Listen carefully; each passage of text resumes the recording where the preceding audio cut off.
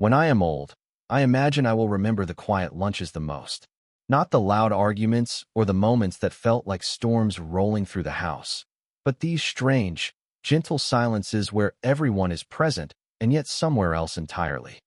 It is funny how peace can feel so temporary when you are living inside it, as if it might vanish the moment you acknowledge it. So I held on to that silence for just a second longer before I stood up, brushing imaginary crumbs from the table, preparing myself to step back into the noise of family life. I should go help Aunt Jackie and Becky with the baby shower, I said, trying to sound casual, as though this were just another ordinary day. But it was not ordinary, and they could tell. Before I could leave, I turned back. There is something I need to tell you. I have been seeing someone. The silence shifted. It did not break, but it changed shape, like a room where the furniture had been moved just enough to feel unfamiliar. We already figured that out, one of them said. You have been neglecting us more than usual. I smiled, a little embarrassed. That is fair. I try to maintain a consistent level of neglect, but I suppose I have been slipping.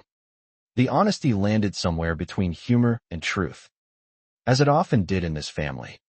I did not bring anyone home before, because I did not want you to meet someone unless it was serious, I continued. And this is serious. That word lingered. Serious meant change. Serious meant risk. So there were other people before this? Another voice asked, sharp with curiosity and just a hint of accusation. No, I said, steady and clear. Not in any way that matters. This is different. There was a pause, and then the teasing returned, softening the moment. Well, someone said, whoever he is walking into a lot. That is exactly why I waited, I replied. His name was Ben. I said it carefully, as though placing it on the table for everyone to inspect. He is coming to dinner tomorrow. Just be yourselves. Maybe slightly nicer versions of yourselves. Impossible, came the reply. And just like that, the conversation dissolved into something lighter. Because that was how this family survived anything that might otherwise feel too heavy. Humor was their shield, their language, their way of saying everything without ever saying too much.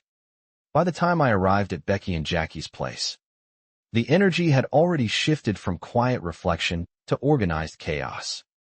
Decorations were scattered across every available surface. Half-finished ideas competing for attention. Jackie stood in the center of it all, gesturing dramatically. We need something big, she declared. A statement.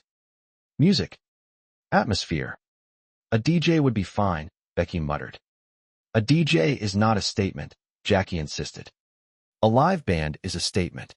Becky looked tired in a way that went beyond physical exhaustion. It was the kind of tired that came from carrying too many decisions alone.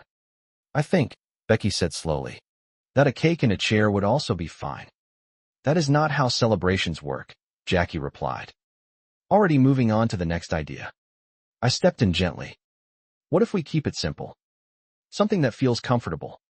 Both of them looked at me, surprised, as if I had suggested something radical.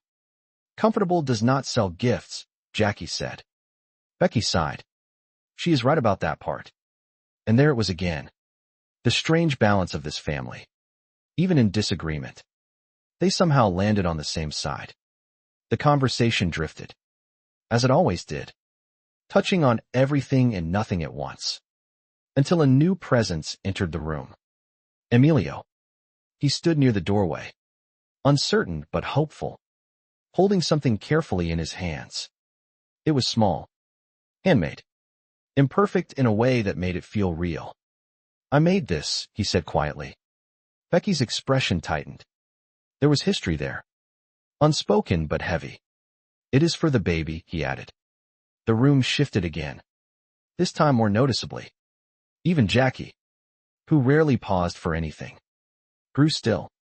The gift was simple, wood shaped into something gentle, something meant to last.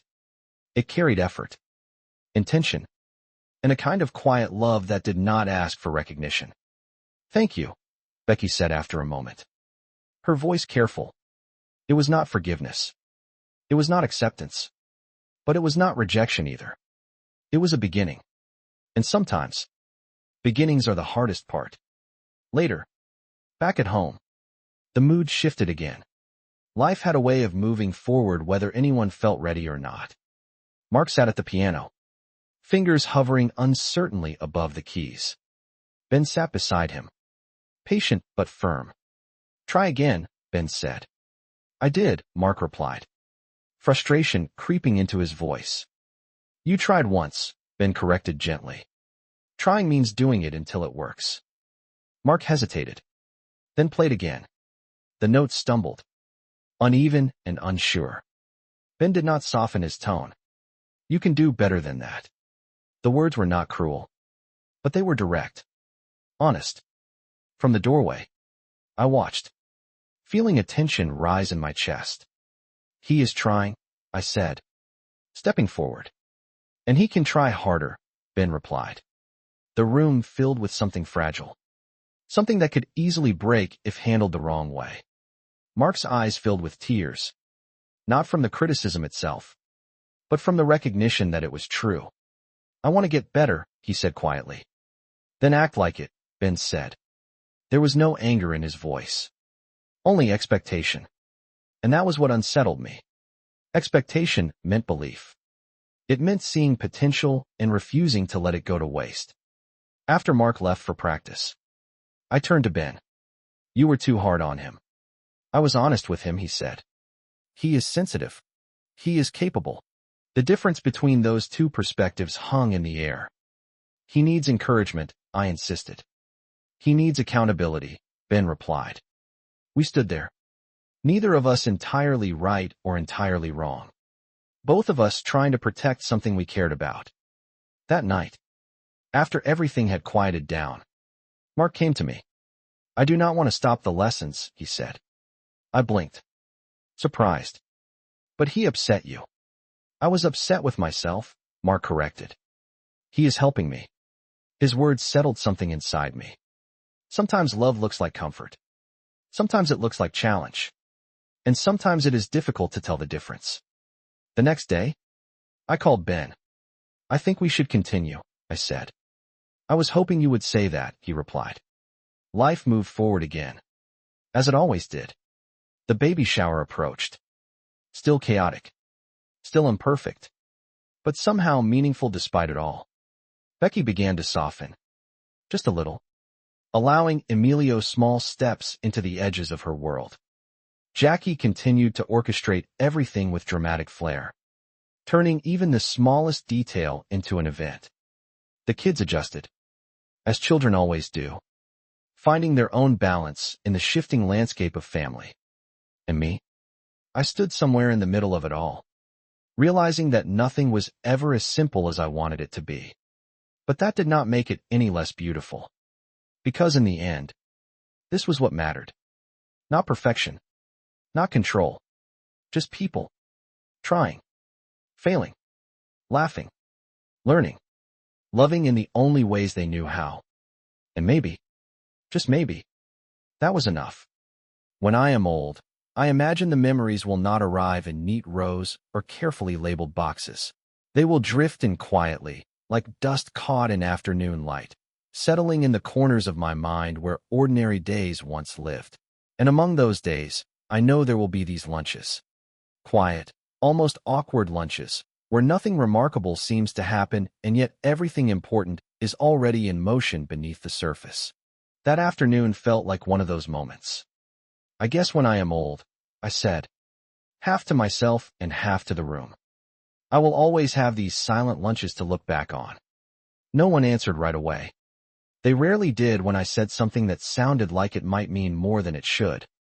I stood up, brushing my hands together lightly, as if I had just finished something official.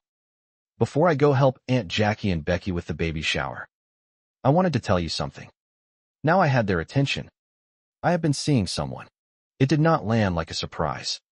It landed like confirmation. "Yeah," one of them said, leaning back in the chair. "We figured that out already. You have been neglecting us more than usual." I winced slightly, though I smiled. "That is my fault." I always try to maintain a steady level of neglect. I guess I overshot. A quiet ripple of amusement moved through the room.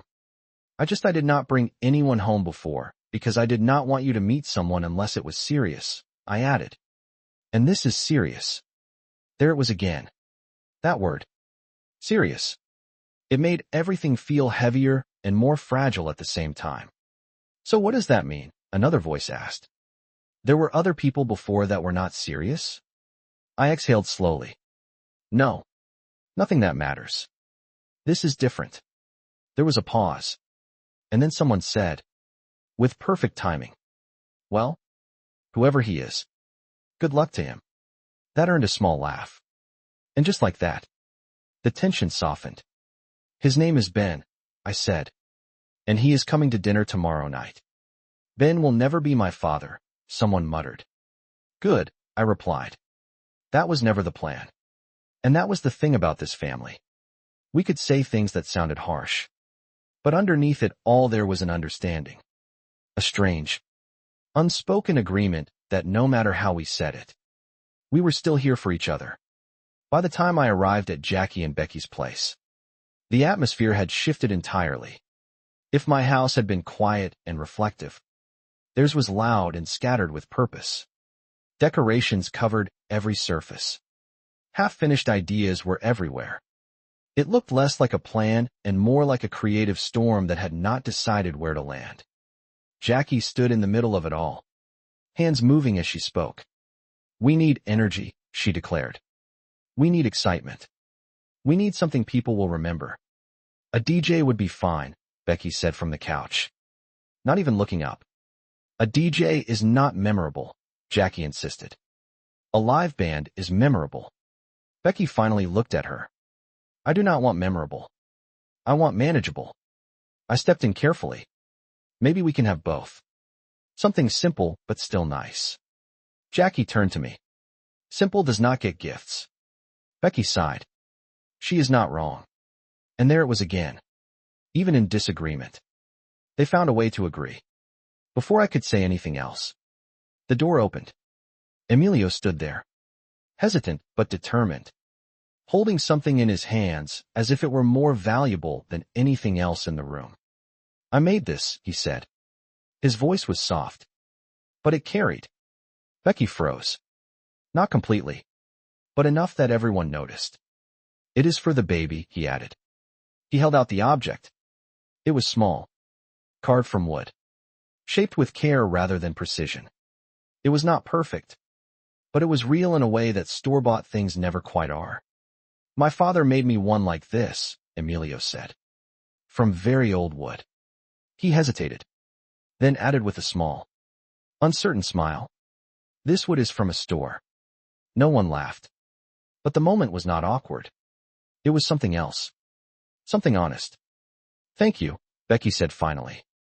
Her voice was controlled, but not cold. It was not forgiveness. It was not acceptance. But it was something. And sometimes, something is enough to begin. The baby shower planning resumed, though it felt slightly different now. Quieter in certain ways, even when the volume stayed the same. Later, back at home, the focus shifted again. Mark sat at the piano, his fingers hovering uncertainly over the keys.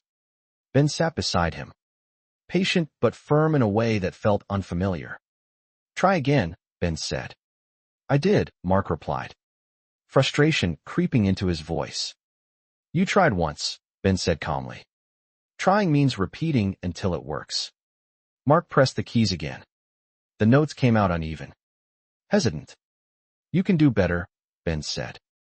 From the doorway, I felt something tighten in my chest. He is trying, I said. And he can try harder, Ben replied. The room held its breath. Mark's eyes filled with tears. But he did not look away. I want to get better, he said.